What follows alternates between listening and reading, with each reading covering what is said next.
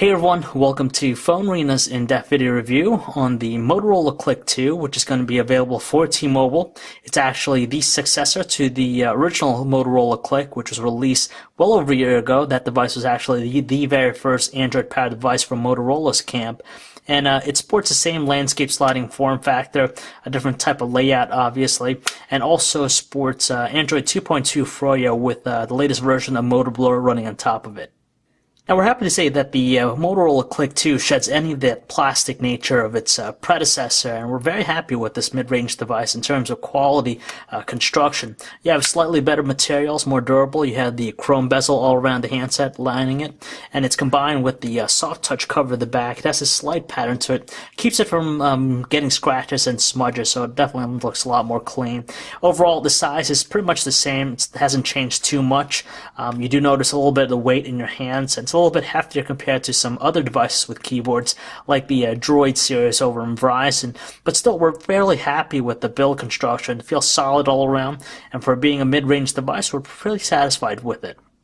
Luckily, the Motorola CLIQ 2 gets a bump in screen size and resolution over its predecessor. It measures in at 3.7 inches and has a resolution of 480 by 854 pixels. So it actually has the same exact resolution as a device like the Motorola Droid 2. So even the tiniest of text, very easy to read, not a problem whatsoever. Sharp looking visuals and a very crisp all around. Colors are pretty neutral in tone, neither too saturated, they're just perfect right there in the middle. And unfortunately though, it does suffer from some poor viewing angles, so if you move it slightly away from the center, it kind of washes out, and it's also pretty unusable in outdoor conditions where the light is present. Luckily though, it is very responsive to touch, and we didn't have any issues as far as navigating around the platform. Beneath the touchscreen, you're going to find the touch-sensitive buttons. You have the menu, home, back, and search keys. Now, they're kind of placed towards the edges here, so there are times where we accidentally press them, and especially more prominent when you hold it in landscape just because your finger kind of rests right on them. On the left side of the phone, you have the micro USB port for charging connected to computer, and you have also the LED light there to indicate that it's connected. Well, on the right edge, you have the two-level shutter key. It's a little bit raised and has a really good feel to it. You have this switch here, which basically puts the device into vibrate mode. And you have the volume rocker. It's very thin, and it's kind of stiff to the touch. Granted that the 3.5mm headset jack and dedicated power button are located on the top edge, we're not really too happy with the feel of the power button just because it's kind of recessed and also very difficult to press. There's barely any response when you press down on it. And on the back, you have the 5-megapixel autofocus camera. It also has the flash right there. Towards the bottom of the phone, you have the notches for the speakerphone. And removing the back cover is fairly easy to do. Just rip off the back cover. Gives you access to the battery, the SIM card slot, and the micro SD card slot. There's a decent opening and closing mechanism with the handset, and once you have it exposed, you're going to be greeted to its 4-row QWERTY keyboard, and has a very unique look with its honeycomb layout. The neat thing about it offers a really good distinguishable feel. Buttons are slightly raised from the surface. They're medium sized. They're not really too tiny or too large. They're pretty decent. At first, they felt really stiff, but after using it for a while, it kind of gets a little bit better, so it's easier on the fingers. And we didn't have any problems as far as speed typing.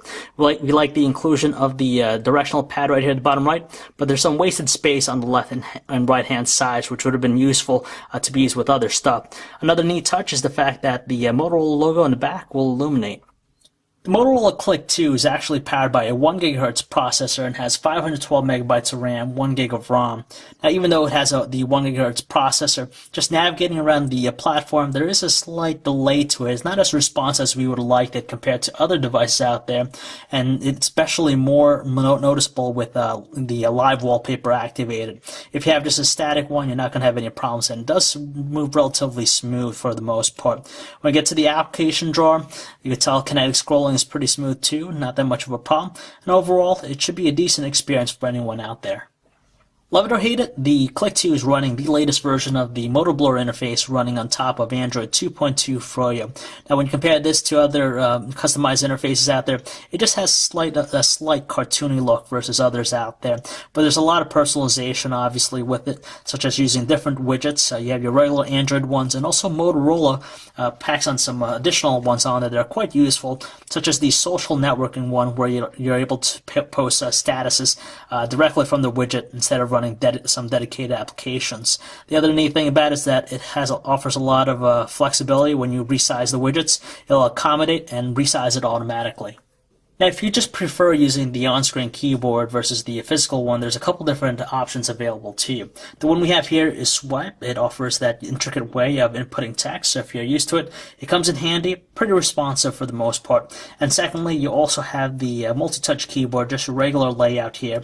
It's kind of cramped, especially in portrait, but in landscape, it offers you larger buttons. It's fairly responsive to the touch, and we're still happy with its performance, but naturally, the physical keyboard is by far the best option to go with.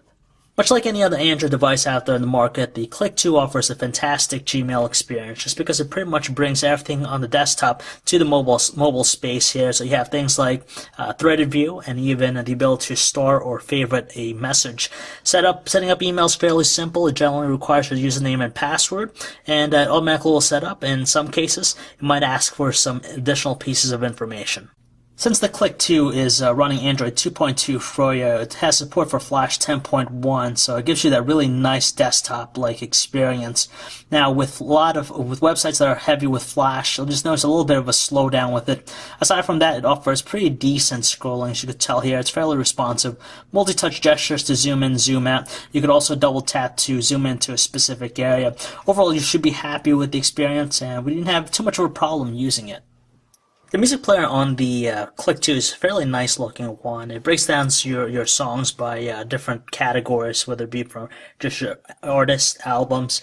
When you select one here, it gives you all listings of the songs, and of course when you're playing it, it's going to display things like the album cover in the background. The great thing about it, it's powered by TuneWiki, so it automatically will display also the lyrics to the song.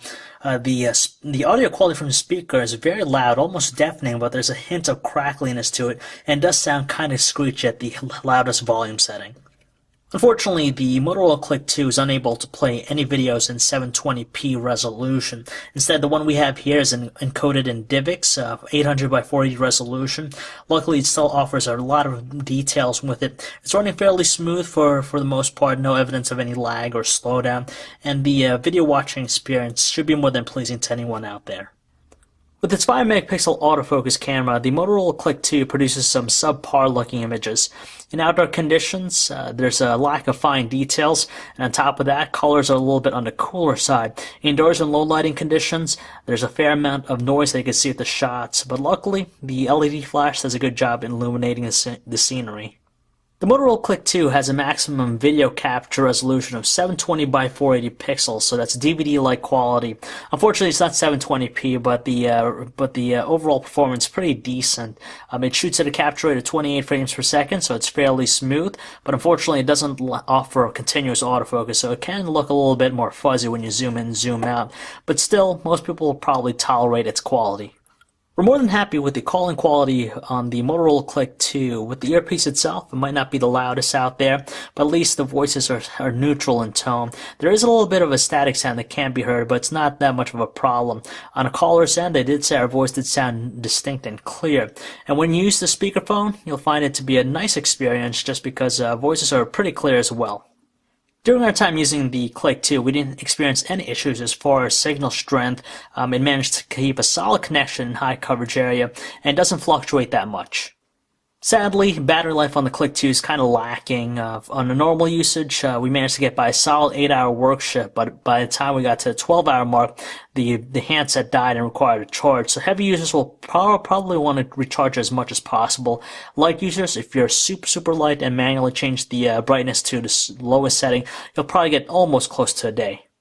Naturally, the great thing about the Motorola CLIQ 2 is that it has some improved hardware over its predecessor. So you have things like the high resolution, larger screen. The keyboard's intact, but we do like the layout. It's a lot easier than the original to use, so we're happy with the results. All around, it's a respectable offering. Android 2.2 Froyo with a Motorola running on top of it. It should prove to be a decent mid-range option out there. If you want to go a little bit more high-end, we'd suggest something like the T-Mobile G2 with the better keyboard and higher specs all around. But the CLIQ 2 is a decent offering. Not the best out there, but should be more than acceptable, especially if you're big on messaging.